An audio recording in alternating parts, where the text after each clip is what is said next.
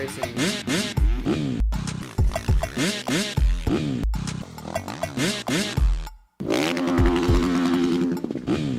Fly racing.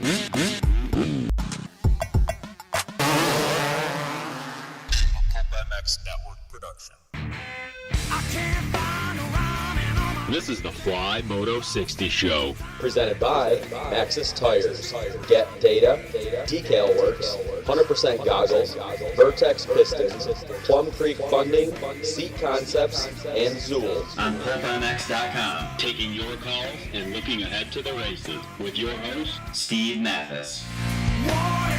Yeah, welcome everybody. Fly Racing Moto 60 Show. Thursday, June 6th, 11 a.m. We are live. Thanks for watching and listening, man. I really appreciate it. Holy shit, was Hangtown awesome. We got a lot to recap about that a little bit on the show today. And then we are going to go ahead and look ahead to Lakewood, round 3 of the Motocross Nationals. And yeah, should be great, man. Chase Sexton, red plate. Jet Lawrence is 20-something points down and probably a little wounded.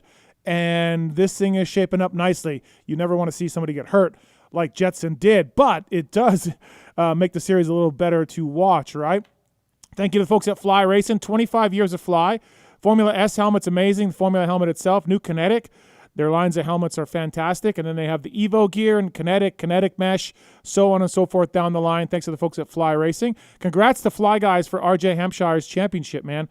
That's awesome for those guys. Get it at your local dealer, motorsport.com, of course. Flyracing.com, man. Please check them out. Thank you to those guys. And, yeah, that Formula helmet's next level, man. If you're looking for a helmet that's super safe and all of that, please check it out. Thank you to the folks at Get, Maxxis, Vertex Pistons, 100%, Seat Concept, Zools, Plum Creek Funding, Decal Works, all on board with us. And we're going to give away some stuff today. A pair of 100% goggles, some Fly Racing tire irons, and some Maxxis tires. Yeah, Maxxis has stepped up with some giveaways on that end as well. We'll tell you a little bit about how to win that.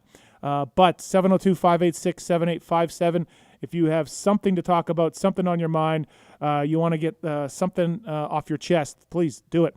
Pulp 30 is the code to save at 100%, whether it's casual wear, mountain bike helmets and casual mountain bike equipment, sunglasses, and of course goggles. Jet Lawrence, Star Racing guys. Go to Pulp30 is the code to save at 100%.com. Casual wear, all of it. Thank you to the folks at 100% for coming on board. Great company. They've been around since way back in the day. San Diego based, of course, and they got a lot of cool things going on over there at 100%, and Pulp30 code saves you. Taking your calls over there in the corner, working the video cameras, working the phones, doing it all. Doing it all. The Tis Legendary. Hello, sir. How are you? I'm good. Thanks for coming in. Yeah, thank you. Hey, Marks, what's up? Oh, Marks ain't here. What do you know? Fly Racing Moto 60 Show, everybody. Thanks for listening. Daniel Blair, Zach Osborne, like I said, coming on the show to talk about Hangtown and more. And get, folks, get. Factory Honda HRC using Get products, Get and Athena. They got some super cool stuff on their website. If you want to save, send us an email using the contact form on Pulp. And whether it's 2-stroke CDIs, 4-stroke ECUs, launch control systems, RPM dashboards, all of it, Get and Athena. Please check it out and get a discount. Get and Athena. Really great stuff. And Factory Honda is using it. So, yeah, not so bad, right? All right, let's get to our first guest. This man, he's won a Nationals. He's won Supercrosses. He's won GPs. He's done it all. It's Zach Osborne. What's up, Zacho? What up? Just trying to not get burned up today. It's so freaking hot here already. Oh, here too. No. Tits already told me that you're complaining about it being hot. It's not even hot there, bro. No, it's hot here. Yeah, no, it is. Hey, are you going to Lakewood? No, I'm not. Oh, okay. All right. No. Let's talk Hangtown. Chase Sexton, go. Yeah, that second moto was insane. It's obvious. I know that. But I thought it was pretty crazy to hear him say, like, you know, I could have easily just taken a third or whatever, but then I realized where I was at, and I was just like, well, we just might as well go for it. That means he just had, like, a lot less in the tank, you know. It wasn't like he had ridden through all of his matches at that point. So pretty impressive just to have that level and be that much better than everyone else. I mean, I don't know that he would have done that had Jet been out there, but maybe he would have. Who knows? Yeah, you can't really say one way or another. I think you just got to tip your visor to Chase, right? Yeah, no doubt. AP said he got cramps. He was cramping up, and his lap times dropped pretty drastically. Not much you could do when you're in that situation if you're AP to fight him off. No, I mean, it was a bummer. I felt like Joey and I both said he could have blasted him at that bottom of that hill before the mechanics area, but it is your teammate, and it's probably not the best look. But it's a bummer. It was obviously a dismal last couple laps for him. Not dismal. I mean, he was leading, and even going into the last lap, he still had like 3.4 or something like that. Mm-hmm. Which, I mean, surely that's enough, right? You got 3.5 seconds in hand, 1 lap to go. You're probably not sweating it that much, but dude, drop the hammer. Yeah, absolutely. You wanted to mention something about Chase's bike? Yeah, I mean, I feel like for whatever reason, his Honda, like overall, what I would call ride heights, like where the bike is sitting in the stroke when he's going around the track. I always felt like his Honda was really high and maybe caused some of his issues. But this bike this weekend looked like it was planted. It looked like it was halfway pulled down the whole time he was riding it. I just felt like he had maximum traction and was moving forward better than I've ever seen him. Even when he had the crazy speed on the Honda, and at Paula he was pretty good, but it still just didn't look as planted. But this weekend, man, the thing looked like he was just leveraging that rear end, and it was digging. So I was talking to Kitchen after the race, and he's buddies with Chase, right? He trains with him, and Levi's like, I'm always telling him, dude, trust your bike. And we know it's been up and down, right? And Chase even admitted on the Pulp Show Monday that he had another meltdown outdoors at Paula before the season. And I think this ride, yes, Jet crashed, and yes, Jet was wounded. This ride will help his confidence in that machine going forward, even though Hangtown is his own unique soil, California, than the rest of the series, per se. Yeah, but for me, the California tracks are the harder ones to set it up for. Yeah. Go ahead. No, I think he's going to be like, my bike's good. Yeah, I can win. Big turning point with or without Jet. I think it was a big step in the right direction for them. I mean, obviously, a win the way he did it is a huge thing, and I don't know that it would have been as big with Jet or if he won or not. But one place I really noticed it was up the hill after the start. That like off camber, you're going, the bike's falling away from you. That hill was flicked off in the second moto, and he was just digging up that thing, man. He was making traction where no one else was, and to be fair, I don't really think he's had a ton of instances that would make you trust your bike. He's had a lot of slip ups with the bike, the Honda and the KTM, and it's just it's easy to say, man, just trust your bike, but at the same time, like, you got to have something to build off of, to base that off of, and maybe this is it. Maybe this is a different guy moving forward. But either way, I think altogether it's a big step for his confidence and the group around him. This is how you riders are weird like this. Even though, you are. I think this is a turning point. I'm not saying he's going to start beating Jet straight up and he's going to just start win the championship and all that. But I think he's going to swap Moto wins with Jet and be up closer. I agree. I think that, if he was as close as he was at Paula, maybe they didn't change anything. I have no idea. But for whatever reason, the bike looked more planted this weekend, looked like he was trusting it, looked like he didn't mind to throw it in. And if he was as close as he was at Paula, he was a little bit better this weekend, in my opinion. I think, he has the goods to be there, to beat Jet, to race Jet down the stretch. And, I don't think he's going to go on a 24 race win streak, but I definitely think that he can, like you said, split motos or win some overalls or whatever. Yeah, 702-586-7857. You got a question for Zach Osborne here. Fly Racing Moto 60 show, Lakewood, round 3 coming up this weekend. Hey, I wrote this in my column this week. Triumph has been just about doing everything perfect. Whole shots, wins, like in heats and LCQs and podiums and like brand new bike, and I've been so impressed. Well, you've been there on many bikes, and every OEM has had experiences, heat and compression and 30-minute motos, and they had a DNF with Joey this weekend. It happens. It's gonna happen. It'll happen again. But yeah, they got a little taste of moto, what it's like. Not that they didn't know, the crew over there, Scuba Steve and everybody, but yeah, bummer for those guys.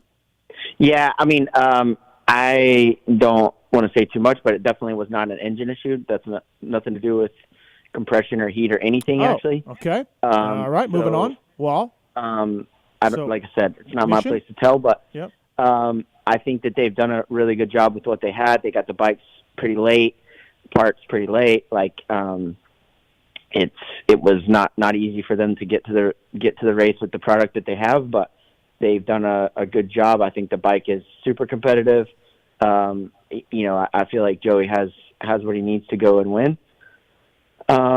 Just an unfortunate deal in the first moto, honestly. Bummer for everyone. And then, put Joey just behind the 8-ball with the gate pick and everything being pretty important there. Yeah.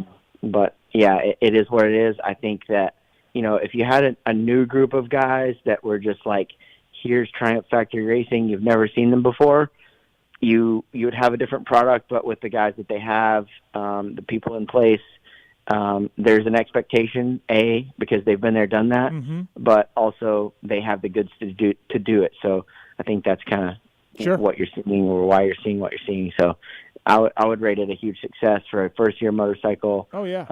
In the 250 class, which in my opinion is harder, just because finding power, you're trying to squeak everything out of it, and that's not always easy. You don't know what's going to break, what's not going to break. Like, it's a lot. So, kudos to them for putting it all together. Yeah, okay. Well, ignition then or something. Anyways, so you want to talk about Jordan and Joey, second moto? Yeah. Well, I actually was just going to talk about it, but then it felt like a little bit of a, I don't know, like a blow my own horn thing, because they were charging Joey's my guy. But, yeah, I mean, I think that the second moto last weekend, you're going to see a lot more of that from the older guys. I think if RJ was out there too, where the younger guys just start to fade a little bit, and those older guys with a lot of base come through the pack, and at the end, those guys were a second a lap faster than most everyone on the track. So pretty cool. No, it's the same thing. And when you were winning in your class, same thing. You get it. With age comes maturity, comes a little more thoughtfulness, a little more savvy, let's say, right? Yeah. And you know when you can go, and you can charge, and you're in shape and all of that. And you're absolutely right. Like, those guys, yeah, they were coming from way back and, moving forward. And I'm not surprised. Like, you see it a lot, like, in this class.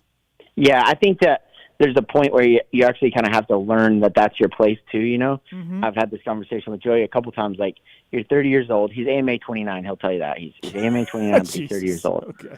But where you fast lap and making crazy passes in the beginning is not really your thing anymore. You're last 10 minutes, last 15 minutes of the moto kind of guy. Get a decent start, let him ride, let him race, whatever. Last 15 minutes, you drop the hammer, and it just you come to a point where you just are confident enough in yourself, enough in your fitness. Your bike's good enough. You're just like, you can be patient. It's almost a nice feeling, but it's like a mindset shift where before, if you're in seventh, 10 minutes into the moto, you're going to be tripping. You're like, oh my God, I got to get this guy, whatever. But the older you get, you're like, okay, let's just sort out a little bit. I can still see them as long as I don't let them get past this point. I can go here in a couple of laps and still be good. So yeah, I was those guys are kind of finding their feet in that way. I was bummed for Joey when his bike broke, because Deegan got by him, and it looked like, I didn't look at the times, it looked like Joey lowered his times a little bit and was like, okay, like, I'm going to follow this kid through the pack. Now, would he have done it? Probably not. I mean, Deegs had a great ride, but it was interesting to watch the veteran pace with the kid. Yeah, I think that it was kind of perfect, because Joey was just kind of getting started. Like, I think it was lap 6 or lap 7 when his bike quit. And I think he was just catching, like, all right, like, catching a flow, all right, the race is kind of sorted out. I'm in 5th place, whatever. We can go from here. And then that happened, which I would have loved to seen where he could get to from there. I don't know that he would have beat Deegan, but I think he could have probably followed him through to third, second, whatever. But yeah, I think there's a lot in the tank there for Joey. 702-586-7857. Speaking of Joey and speaking of Triumph, Zool's is the official luggage sponsor of Triumph Racing Team, where they got the cover with backpacks, travel roller bags, gear bags, and more. ZoolsBagCo.com, Z-U-L-Z bagco.com. Pulp24 is a code to save. Pastrana uses these as well. Whether you're traveling for work, pleasure, or hauling kids and their gear to never-ending sporting events, check out ZoolsBagCo.com. Pulp24 is a code to save. Is that the one you're going to hook me up? Yeah. Oh. Yeah, did you want one? Yeah, I mean, that'd be great. Okay, well, we can do this. All right, the lines are full, actually. I've been telling people to call in, but the lines are full. Briston is on one. He wants Zach's opinion on something. Go ahead, caller. First-time caller. Thanks for taking my call, first of all, guys. Mm-hmm. I was wondering how y'all felt on the track changes at Hangtown after Jet had wrecked. Yeah, they took out the face of that triple a little bit, coming down the hill. Are you sure about that? Because yeah, I only saw them work on the other double, which I felt like was sketchy for racing. The one before it, coming down? The downhill, after the start. Oh, that one. Yeah. No, they did. That one definitely needed to be taken, addressed. It either needed to be mellower landing or bigger face or whatever. Yeah, no, they worked on the other They one. worked on the Jet one too. They did? Yep. Yeah, I don't know. 'Cause I felt like, so do you guys see that as unfair to some riders as the track changes like that? Because some riders might progress through that section. No, I don't think it is. I think like after practice, I talked to a bunch of guys that said that jump was stupid and Jet was amazing for jumping it. As the motos go on, you get braking bumps, you get ruts, they get deeper and bigger. It's all for keeping the riders healthy. They all get a parade lap, so I'm fine with it. Zacho, what about you? Yeah, I think the same. I wish that they would do a little bit more on press day of watching that stuff, because Deegan did the one on press day down the hill, and then you go out in the time practice and you take the risk to do it, and then they take it out. I don't really like that, but at the same time, I don't really see it as an issue because A, it's the same for everyone.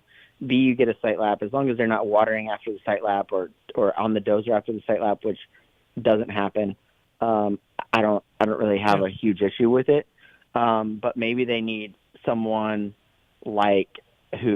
someone who has ridden or whatever that kind of can look at that stuff a little bit better, because, Joey and I went out on the mule and went around the track on Friday, and, we already knew that stuff was going to be jumped. So if you're going to change it, if you don't want people jumping it, then make it not possible to jump.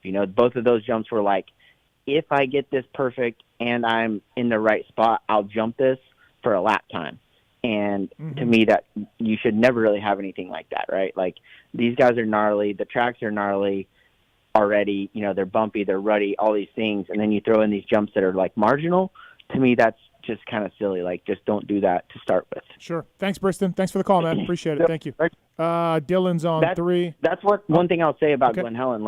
I think Glen Helen's a great racetrack without a single jump. If you just went out to Glen Helen and built a finish line tabletop and a bunch of rollers, it's going to be gnarly, right? Yeah. There's no reason to go out there and build insane jumps and all that stuff. And I think that's why, riders kind of went away from liking the places, because, if you're going to have a race there, just let the track be the track, because it's a badass track. It's gnarly already. Yeah. You don't need all that, Yeah, the one year they had a Supercross rhythm section and soaked it. Yeah. You're like, what the hell's going on? Dylan, go ahead. Hey, guys, long-time listener, first-time caller. Steve, I just had a question for you quick. I noticed ever since you mentioned a few months back about JS7 being critical of Chase, he's significantly backed down the criticism, and he's been calling Chase's praise more often than not. Do you think JS7 maybe caught wind of what you said? No, I doubt it. I did hear that they were talking again or texting or something, which I was a little surprised at, because I know Chase was like WTF about James's criticism. I don't think that was it, though, man. I don't think James listens to Pulp or nothing like that. So it was weird, though. Like, obviously they trained together. James was a little mad, upset, and I felt, too harsh on Chase. Zacho, do you agree? Yeah, I thought the tuck the front thing last year was way out of line. He's James Stewart, though, one of the baddest dudes ever ride a dirt bike, so who am I to tell him what to say or not to say? But yeah, because also, sorry to interrupt you, Zacho, I'm the guy saying, like, I wish Ricky would be more critical because he's Ricky Carmichael, and same with James. Yeah. Like, I wish they'd – like, Charles Barkley's awesome, right? Because he just says what he wants, and he's Charles Barkley. And we all like that. But I felt like James's was the only guy he was going after was Chase. I agree with that. Yeah. You definitely want that analysis, that straightforward answer that James gives, and I like that about James. I like watching the races when James is commentating, and I feel like definitely Ricky could be more in-depth and more critical. But like you said, the straight, like, I guess you would say attack towards Chase was just a bit much. Yeah. Dylan, you want a pair of 100% goggles? Or I would love some. Yeah, thank you so much. All right, stay on hold, okay? We'll get them to you. Okay. All right. Sounds great. Thanks, man. Appreciate it. Thank you. Austin's on 4. Austin, what's up, man?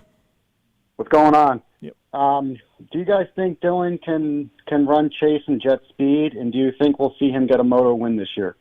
No. I agree. No, I don't. Why is that? Uh, I don't think he's on that level, right? He's a privateer. He's a privateer bike. Dylan, I'm not being smart, but like, what has he shown you that would signify yes? I mean, this move to the Honda was a big move, and obviously he did it to get Moto wins. So. Yeah, I agree, but it just hasn't been. He missed some races during Supercross, which is, it doesn't seem like much. This is outdoors, all that stuff. But when you miss 6 or 8 weeks of training and riding and racecraft, I think it's a huge deal. And, to me, he just hasn't shown anything that tells me that he's a lot better this year than he was on the Yamaha. All right. Well, thank you. Thanks, man. Appreciate it. Thank you. All right. Kyle's on 5. Kyle's got a spicy meatball question. What's up, Kyle? What's your question for Zacho? Hey, guys. Thanks for taking my call. Yeah. Big fan of both you guys. Zach, question for you, buddy. I know you had your setback. You were planning to race the Nationals this year, and you had your setback, which took you out. I'm curious, if you hadn't had that, where do you think you'd be stacking up right now that you've seen the pace and you've seen what the guys are doing? Like, where do you think you'd be finishing average? If you say 1-1, Zach, I'm hanging up on you. Yeah, I'm not an idiot, Steve. I know, I'm kidding. But I feel like I can definitely slot in like 5 to 10 area. Okay. Just being realistic. Yeah, just I agree. Yep. My pace from Joey, knowing knowing what I'm like during the week compared to him, or I was like, I think 5 to 10 is pretty realistic. I agree. I think you could have been there all day especially like we just talked about with Jordan and Joey, having the old man strength, old man knowledge, Yeah. Great. So, all right. Thanks, Carl. Thanks. Appreciate it. We still got a set of Fly Racing tire irons and some Maxxis tires to give away. Maxxis.com. Check them out. Freddie Noren using Maxxis tires out there and putting in the top 10. Freddie's on it, Zacho. He's doing really well. Yeah, I think he's been solid. He's always been solid, but he's always been just a little bit erratic, underrated. For whatever reason, like he's good, right? Like he's always this guy. Like he's always 8 to 12, just steady. But I think he's just never had those breakout rides where he got a 4th in a moto or something like that. So, he's such a good dude. He is. Using Maxxis tires, Maxxis.com for more information. Great mountain bike tires as well. We are giving away a set of Maxxis dirt bike tires. They've launched them a little while ago. Soft, intermediate to hard terrain tires. And we're going to give a set away. Email contest@pulpmxshow.com. Contest@pulpmxshow.com. Zacho, what number email wins the tires? 16, duh. So I was thinking you were going to say that. 16, email 16 wins the tires. So do that. And, we got a sphere question on 4. I got to get right to that. What's up, Paul? What?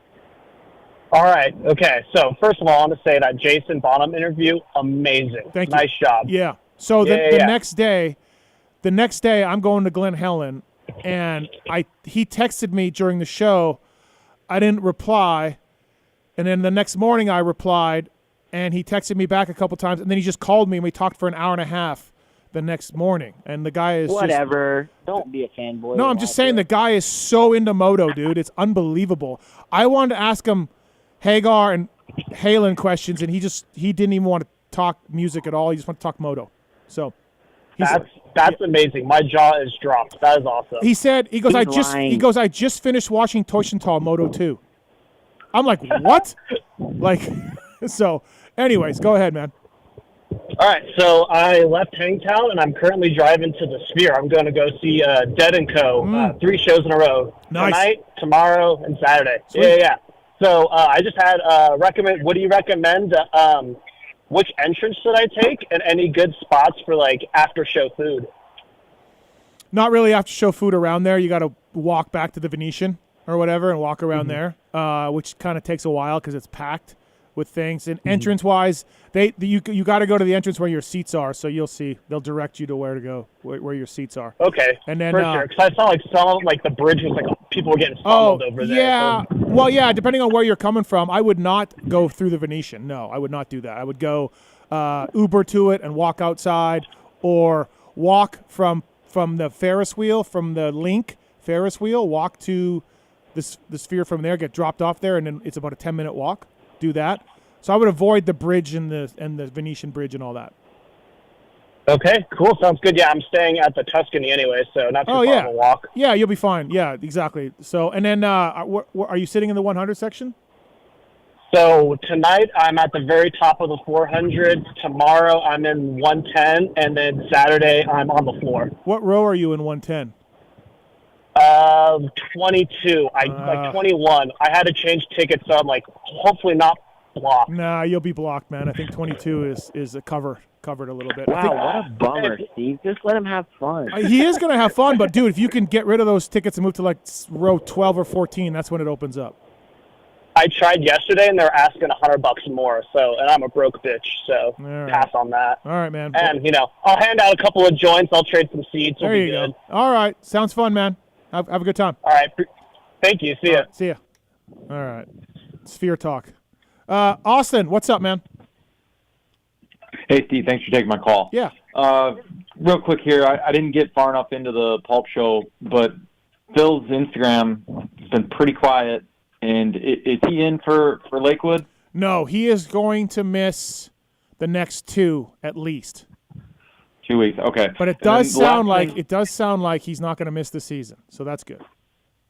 Awesome. God, I love me some Phil. The last thing, did listen to your bit with Jeremy Coker. What are your thoughts on Justin Cooper for Lakewood? Round 1, I think he went 5.8, and then last weekend he was 4.3 for 4th overall with the podium. Do we see Justin Cooper, dancing with the podium? Yeah, he almost got one. He tied this weekend, and he was right there. And like as Coker said, he's got to get podiums, right? Zacho, do you I just said flip a coin, but Aaron, Hunter, Jay Coop, Jason Anderson. Tell me where they start, and I'll tell you where they finish. Zacho? Yeah, I think Hunter is the cream of those 4. Okay. I don't really know why, but I just feel like he's the closest to winning. But Jay Coop, I don't know why I feel this way, but I feel like he's gotten a kind of a misread on how he's done, because maybe it's because he rode the 450 Supercross last year, but as a whole, if you look at him as a rookie, not compared to Jet, but compared to every other rookie, he's had a really good year and he's in a really good spot. But I think just because of the team he's on and the results he's had, he's gotten this he's just not doing that great, But I think he's really good. I definitely feel like he lands on a podium before the end of the season. I'll take that all day. For sure. Yeah, absolutely. He's right there all day. Thanks, Austin. Thanks for the call, man. Thanks, Steve. Zach Osborne here. We got a call from Randy, a KTM question. He's on 2. What's up, Randy? Hey, I was at Hangtown and saw him breaking down the KTMs after the race. Yep. And there's a wire that they had running behind the front shock, kind of went from the triple clamp down to like above the brake rotor. Do you know what that is? It's for data acquisition. That's all that is. That's all data, huh? Yeah. Yep. Okay. That was my question. Okay. Thanks, man. Appreciate it. Thank you. Yep. 702-586-7857. Zach Osborne here. Zach, I got to talk to you about Lakewood a little bit before we let you go. Yeah. Why is Joey good at Lakewood? I don't know. He thinks he's good there. I think it's like anything. If you think you can or you think you can't, you're right. He's been super solid all week. Has he's not always the most happy-go-lucky guy, but he has been this week. He's just fired up for it. I think he's on for a good result. I think Lakewood's a great track. Much like Hangtown, it's a good track, but the setup, the airport being close, there's like, as a rider, there's like a whole package to a track because you go there so many times. The tracks are always prepped pretty good. It's not really dependent on those kind of things as much as it is like the vibe around it and everything, right? It's been all over the place for prep, for sure, Yeah, I will say this track is one that benefits a little bit from more ruts just because they've straightened it out so much. If you look back at races, I was watching some 2013 races earlier, and even if you go back to when it was under the lights, there was so much more turning and off-camera stuff, and now they've just straightened it out so much that if it's not deep, it gets so fast. And to me, that's when it gets boring, or that's when the gaps are big and there's not a lot of passing. I've had this rap that I'm all about rut cross, which there's going to be rut crosses when you go to High Point and it rains an inch overnight and you have to scrape it off. It's going to be ruddy, right? Or do you want us to go out there and slop around in the mud? You don't want to watch that either. But with the way that they've changed this track particularly, I think it benefits from a deeper prep, a little bit more water, just to create more lines and not be completely flat. What's it like with the altitude? It's a huge power cut. Joey and I were talking about it yesterday. The 450 there is like the perfect 450 power. Okay. Yep. Like really fast, but not like lethal, bite you in the ass every time you turn the throttle fast.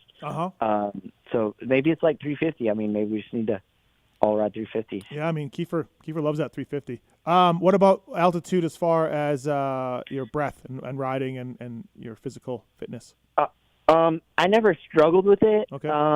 I always just kind of flew in as late as possible and flew out as quick as possible, just because your body doesn't start to make that adaptation. And, it takes, I think, this is some older statistics, but like 72 hours for your body to start to adapt to it. And then, like, after it starts that adaptation, it's like 3 weeks or something before it's right. So I would always just kind of go late and do the race and go home. I never had any struggles with it at all, really. Fly Racing, flyracing.com. Check them out on the web. Zach Osborne winning championships with Fly Racing way back when. And, please check them out from the Formula helmet to the boots to the goggles to the gear, all of it. All right, Zach, before we let you go, I need your winners for Lakewood. I'm going with the 4, and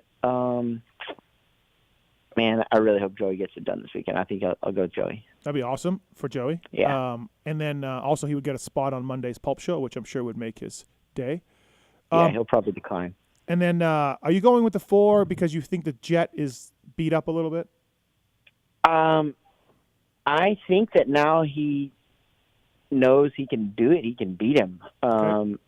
With as close as he was to him at Paula, I just think that it's possible that he just beats him straight up. And I also think that Jet's a little secondhand at the moment. I don't know that. I don't have any inside sources, but the way that he looked in the second moto and the way he looked leaving the podium, like he was pretty gimpy, Yeah, I agree. So I think he's definitely wounded to some degree, but also I think that with the ride that Chase had last weekend, I think he thinks he can do it. Awesome. Thanks, Zacho. Appreciate it, buddy. And thanks for the time. No problem. Thank you. All right, see you. That's Zach Osborne, everybody. Daniel Blair coming up next. Fly Racing Moto 60 Show brought to you by Get, Maxxis, Vertex Pistons, 100%. Seat Concepts, Zools, Plum Creek Funding, Decal Works. Check them out. They do the official graphics for the Red Bull KTM team of Sexton and AP and Tom Vial and Juju Beaumare. Check it out. PulpMX24 is the code to save with decalmx.com. So you go there, use the code PulpMX24 and save on numbers, graphic kits. They can put your logos on that, all of it. Great guys and really fast service. So please check out Decal Works and use the code and save. Thank you to those guys. Seat Concepts as well. Whether you're hitting the motocross track or gearing up for a trek across the country, Seat Concepts has a seat for you. PulpMX24 at seatconcepts.com. Use the code and save. Whether it's on-road, whether it's off-road, they offer a wide variety of seat options from stylish replacement covers to complete seats as well as various height and width profiles. And each seat that Seat Concepts has incorporates proprietary foam formulation. Check it out. Use the code and save. Seatconcepts.com. All things seats over there at Seat Concepts. So thank you to those guys. And right into our next guest, Daniel Blair. What's up, buddy? Hey, bro. How you doing? I'm good. Main event Moto, of course. Orange Brigade. You got your YouTube video as well. Lots of things going on with you. Very busy. Staying busy, dude. Staying busy from sun up to sundown. You excited for this weekend? I feel extra excited for some reason. Yeah, listen, leaving Paula, I'm like, what a snoozer. This track sucks and whatever. And Hangtown delivered in so many ways, right? Yeah. Look, you were never a great outdoor racer. Can we say that? But you were fair. You were certainly good enough to make the motos, and you were a main event Supercross guy. I think one of the things I wanted to touch on with you was Deegs' helicopter crash and Jet's first moto crash. Like, that's how close we are, week to week, lap to lap, of shit going sideways for professional motocross racers. Oh, yeah. I mean, that limit, that line that these guys live on, it's a pretty scary line, man, and sometimes the best of the best get bit, and obviously their situations are different. Jet, I think his was more decision-based than Hayden's, but Hayden was riding the fine line. All those guys were. I mean, they were all wicked on that track, and they got bit. You know, I mean, I thought Chase was maybe going to get it a few times at second moto, but no, it's crazy. The 1-1-1-1 guys from the first round both bit it pretty bad, and you're right, though. That line is so gnarly, and if they miss by a little, it's pretty bad. I mean, not that you were on these guys' level, but you were certainly a great rider, and I just thought you could relate to that, where so many, they do so many laps and they do so many things perfectly, and you're out there riding, and it's 20 minutes, and you're checked out a little bit mentally, and then boom, just shit can happen, man. Yeah, well, I think too, with a rider, you're constantly going in and out of your conscious and subconscious mind. Like, there's a lot of times in the race you're really focused. There's times when you're thinking of other things, like, I mean, you might be 5 seconds behind you, someone's coming, or maybe 5 seconds in front of you, so you kind of lose a little bit of focus. You go into subconscious mode when it comes to execution, and if you're riding the line that hard and you're pushing that hard, and if you slip up for just a second, it can bite you. So I mean, I had my fair share of big motocross crashes, obviously not going the speeds that they're going, but similar thing. When you're on that edge, 1% off on the right or wrong obstacle, and it can get you. And they're both very lucky that they're not hurt. Both of those crashes could have been like out for a while, and they're both racing. So we're lucky, they're lucky, but man, that was pretty scary. You're with, are you with all of us, JT on Monday, Zacho earlier, and myself as well? Like, this just changes everything for Chase. Are you with us on that? Oh yeah. Now I don't know if it's change everything forever, but definitely for the next 2 weeks. I mean, and that's the way I'm looking at this. Jet, if you think back to St. Louis, he got smacked by Barsha. The next week was an off week, so he had some time to heal. Then he went to Foxborough and got fifth, so he had a little bit of an off week there. Just that's 2 weeks in a row on the back end of a pretty good smack. Well, now Jet's facing 2 weeks on tracks that he's great everywhere, but tracks that aren't super amazing for him. I think he's better at Southwick and Redbud and Millville, which is coming right after that. So I think for the next 2 weeks, while Jet's probably physically regrouping, Chase has a window where he should be the best guy, and he should go there and think he is, and he should try to be forceful and take advantage of the window and get some points, because once Jet gets right, he's going to get right. But I think the window is right now these next 2 weeks for sure. Aaron Plessinger has surprised me, I guess, like early in Supercross, early outdoors here. I mean, obviously he crashed in the first turn at Paula, but third in the first moto, and then almost won Moto 2 here at Paula, and he ends up on the box.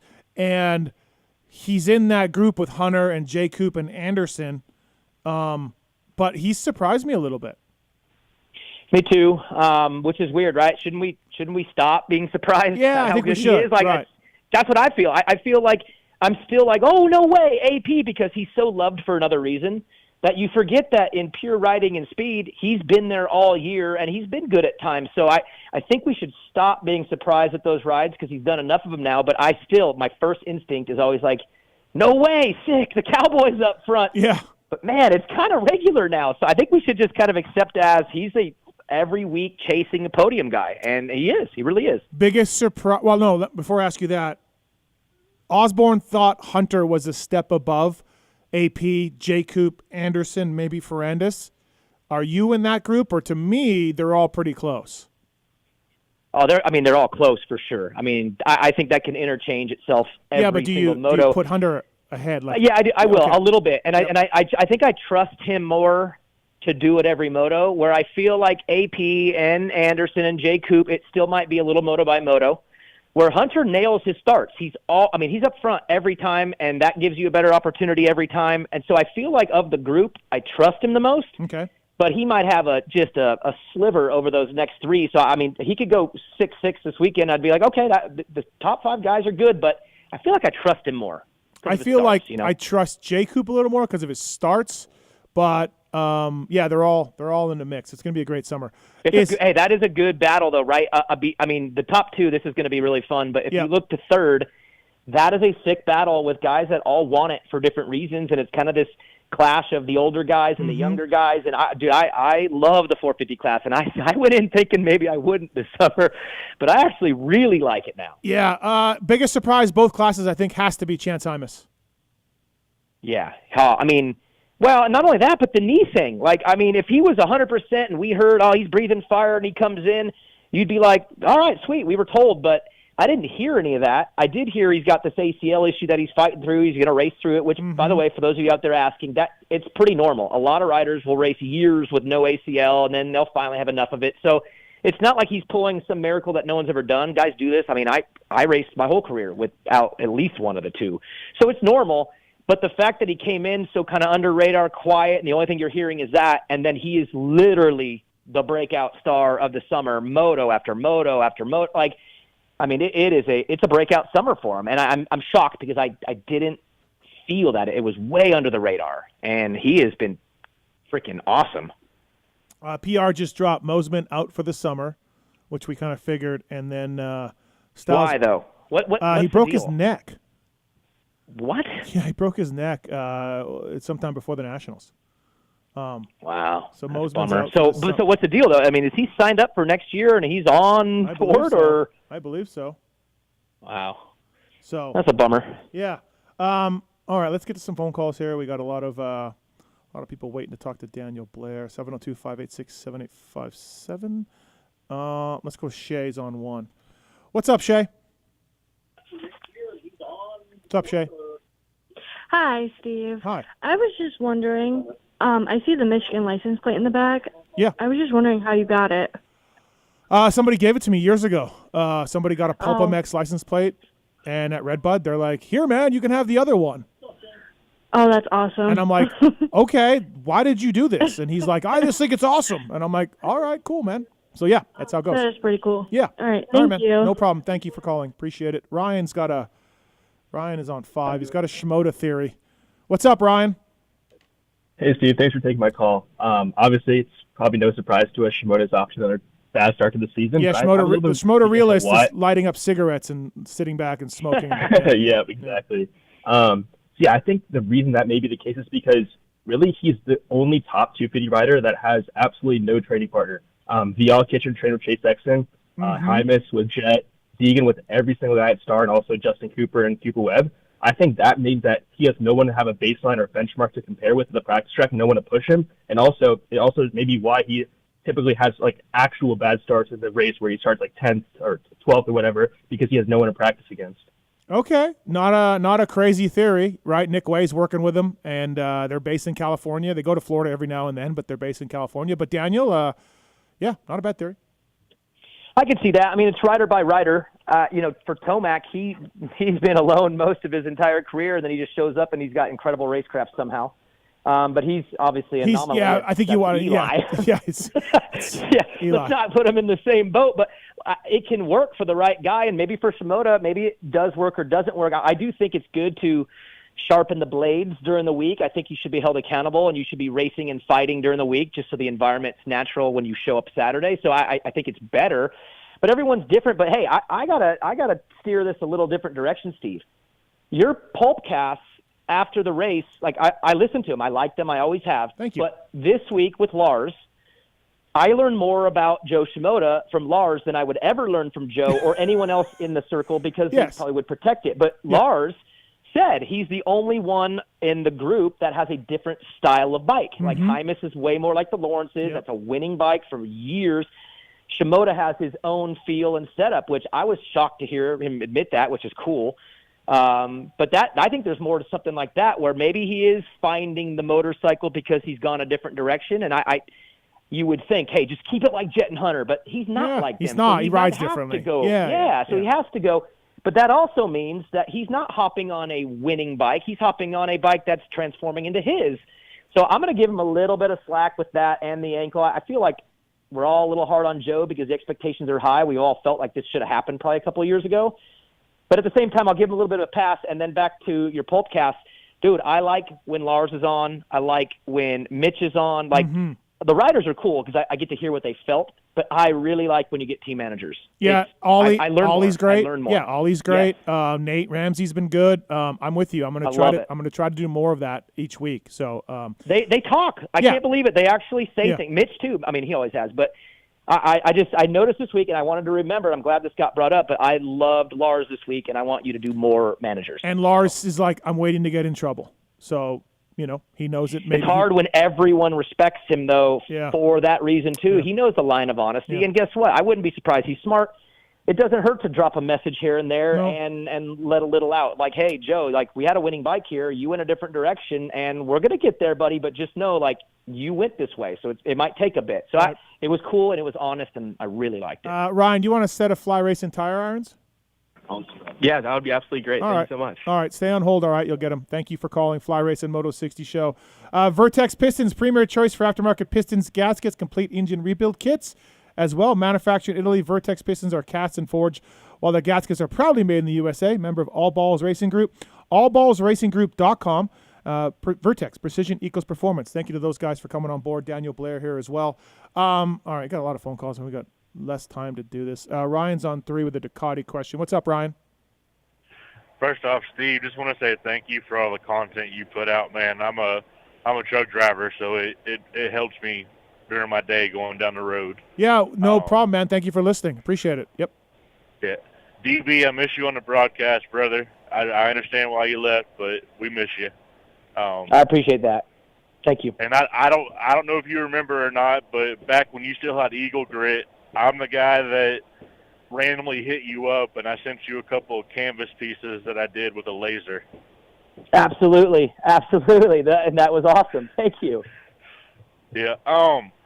So with Ducati coming in a couple of years, do we see them try to go for a 450 guy that's kind of on the outskirts, or do we see them come in and spend big money and go after maybe like the Lawrence brothers or some other high-end 450 guy? Daniel? Levi Kitchen. Okay. That's what I think. Yeah. I think the timelines match up. It just makes sense to me. I think what they should do and what's smart is do what Triumph did.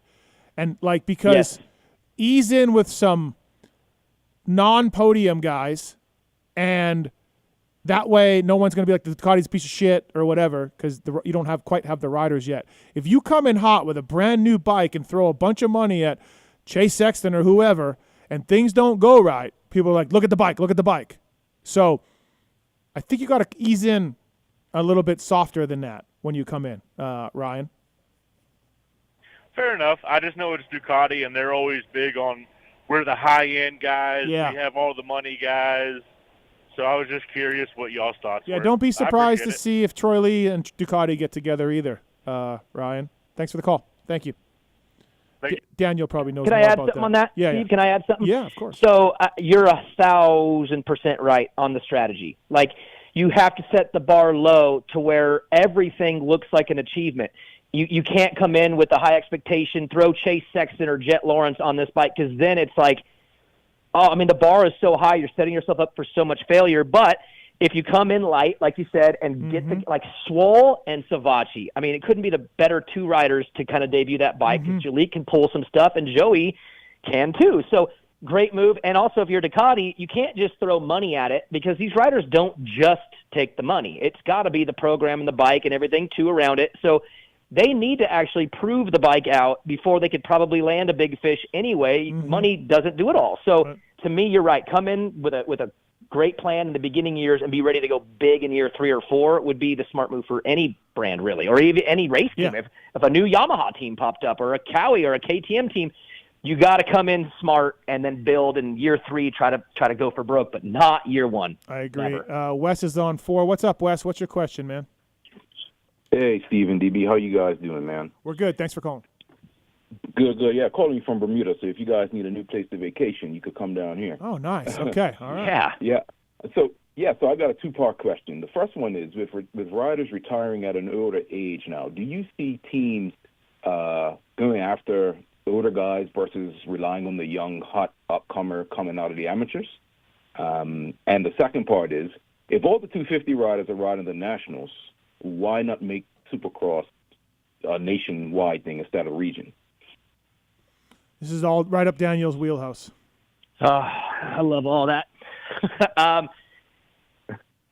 the second part of the question, are you talking about the Supercross schedule national? Can you just re-ask that? You know how they have East and West. Just it makes no sense, because you got the same riders riding outdoors, and the teams have to go across the whole nation anyway. So what's the difference with Supercross? Well, okay, so I'll be quick on this one, because if not, I can go 2 hours on this topic. I believe that we do need a little bit of regional action still, just because the 250 guys, I don't believe a 250 guy generally can handle 17 rounds. They're not old enough. Haven't been through it. They're going to get hurt. We would lose too many 250 guys if they win all 17.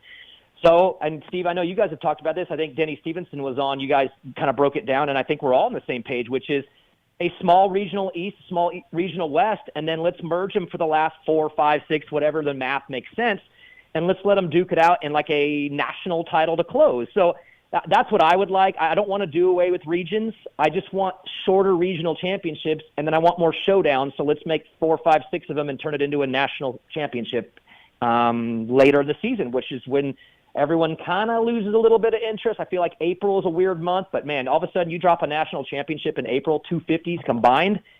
That's a great bump late in the championship, and I think it's well overdue. We're still running the same format from back when they had 2 shocks and half-face helmets, man. We can modernize the program a little bit. All right. Sounds good, Wes. Thanks for the call, man. Enjoy Bermuda. For sure. Thanks. All right. Thank you. Bermuda. You ever been there? BB? No, but that sounds amazing. What's up, Jason? You got a press day question? Yeah. What do you feel about press day? I feel like I know that you don't always go, and I just feel like it's a test and tune day, and I'm just not a big fan of it. I feel like it's just extra time that those guys doesn't really need on the track. Okay. Well, I don't really care one way or another.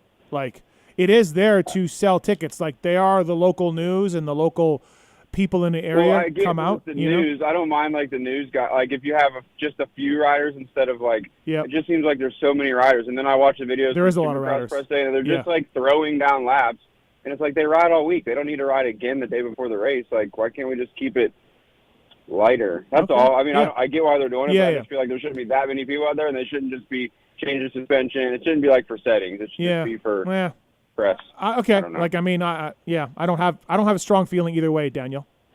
Me neither. I was to say I would probably agree. I'd lean on the side of agreement, but I'm not passionate about it. I don't care enough, but I don't hate what he said, because they do all show up and ride Friday and just rip around. It essentially has turned into Friday practice day, and I know why they do it, so I agree. But I would love for it to not be there, but I don't care enough to get mouthy about it. So, but I don't disagree. Thanks, Jason. Thanks for the call.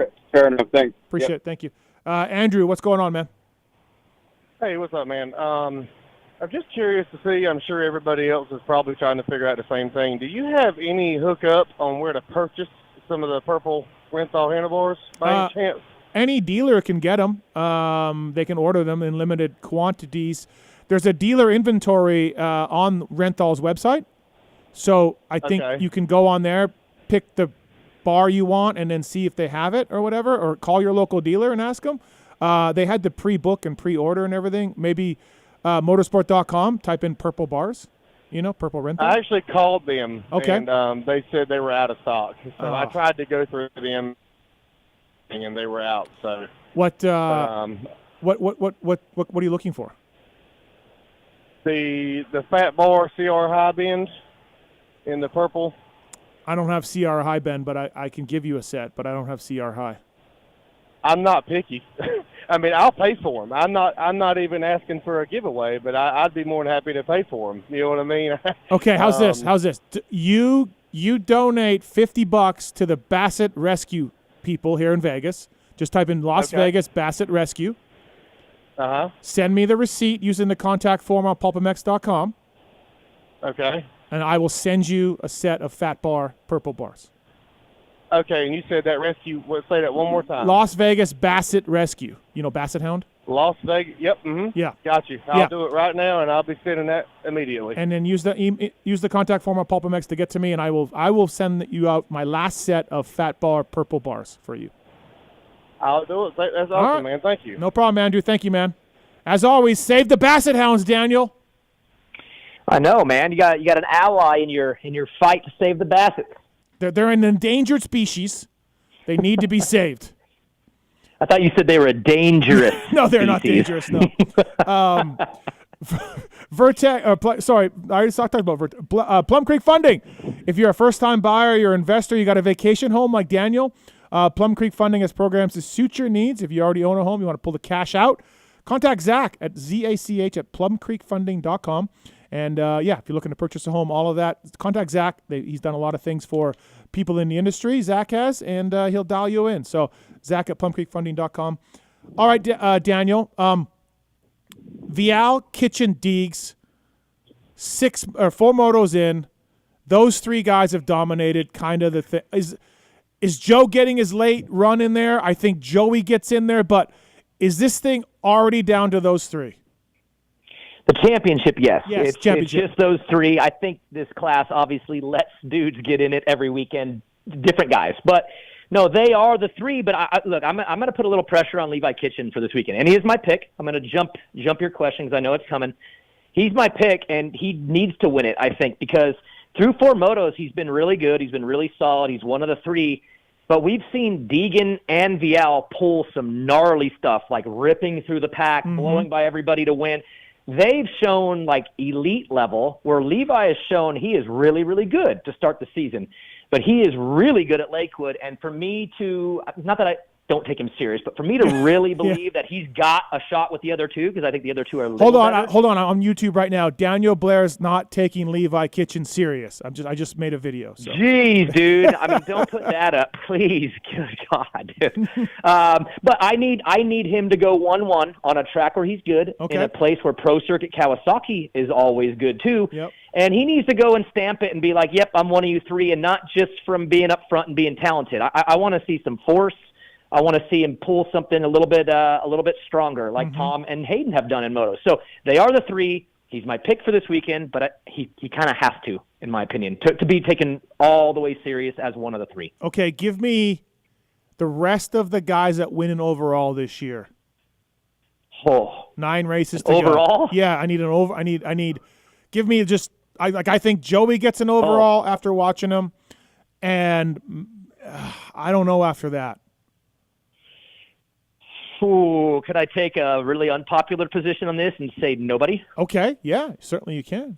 Yeah. I think guys will get in there, and I mean, Moto wins, maybe whatever, but to put together 2 on the same day against Hayden and Tom, and again Levi being in that kind of group, I don't see an overall from anybody else. I think it's just in 3, but I see some Moto wins. I think Masterpole could actually win a Moto. I think he could get out front and check one. No, a Moto. Dude, there's been crazy. there's been crazier things than that. And Yeah, he, through I 4 guess. motos is pretty damn good. I mean, so, Kitchen 2 years ago winning a moto was pretty wild too back then. at Colorado. Yeah. Right? Yeah. Was it? Yeah. Rookie Yeah. year. So, Yeah. and then Swole won an overall a couple of years ago. So, no, it's not out of this world, but there's a few guys who can win motos, but I don't think an overall is coming from anyone but the 3. Fair enough. And who's your 450 winner? I'm going with Chase for the next 2 weeks. I'll just pick him for 2 weeks. He's got a window. He knows it. He's strong, and Jet is going to have to piece himself back together a little bit, and then I think there's a week off, and then I think it's going to be big trouble for everybody because Jet's going to be mad and healthy and heading into good track. So I'll go with Chase Sexton for the next 4 motos. Okay, fair enough. Yeah, sounds good. I think this is awesome. I mean, like I said off the top, you never want to see someone get hurt. That sucks for Jet and Honda, but holy fuck did this thing get good. You're right, and I didn't want him to lose a streak from a crash like that. I didn't want it to end that way. I didn't want to see him get beat that way. But it happened, and you just sometimes got to face the reality that it is what it is. That's what happened, so let's move on. And now we have a good championship, thanks to Jet. And guess what? Though? He puts himself in a good spot too, though. Think about it. If he now after this can regroup, bounce back, put a streak together, come back and win this thing, that's a heroic championship. Where last year's was heroic for a different reason. So he has an opportunity too to make this special still. But he caused it for sure. Should we send him a gift basket, like a thank you gift basket? Honestly, the whole sport should. Like, seriously, it's better when he's challenged. Yeah. And he's challenged now. Yeah. So, yeah, thank you, Jet, for crashing. Yeah, thank you. With such dicks. All right, DB, thank you. As always, check out Main Event Moto, and we're trying to work on getting you back in studio here for the Pulp Show. But thanks for your thoughts, buddy. Thank you. No problem. Talk to you soon. All right, see ya. All right, that's Fly Racing Moto 60 Show for another day. Vertex Pistons, Maxxis, Get, 100%. Seed Concept, Zools, Plum Creek Funding, Decal Works. Great job, Tits. Way to do both jobs. Yeah. Way to do 2 jobs as one. Get it. Appreciate it. All right, that's a wrap on today. No show next week. I'm going to Italy for the MXGP. And I was trying to do it Wednesday. The Tits couldn't do it. Marks couldn't do it. Vacation. Yep, another vacation. Where are you going? Lake Powell. All right. Thanks for listening, everybody. Really appreciate it. Thanks to Daniel Blair, Zach Osborne for their info. Thank you for calling. Lots of calls today. Thanks for watching all of that. Fly Racing Moto 60 Show. See you in a couple weeks.